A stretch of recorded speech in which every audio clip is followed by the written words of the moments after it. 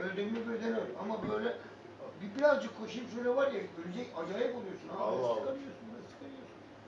Çok kötü oluyorsun abi ya. Anladın mı? Hani bu nefes nefese kalman var ya, acayip oluyor. Sigaradan abi. 34 NB. 34 NB.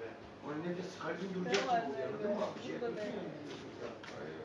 Biraz dikkat et. Abi hadi cevap bırakacağım yani.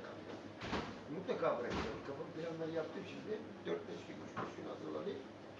İlk gün içmedim, ikinci gün içmem.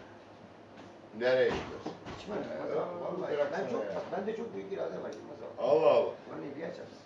Vallahi çok büyük irade var. Ben istediğim her şeyi yapayım. Yeter ki isteyeyim. Bu da bir şey değil. Üstesinden gidelim abi. Sen o üstesinden yapamayacağı şey yok. O kaptan ne yapıyor lan? Yılmaz abi. Sen neresin oğlum? Yapamayacağı şey yok. Geziyorum. Geziyorsun, iyi ne güzel, dünya sahibi.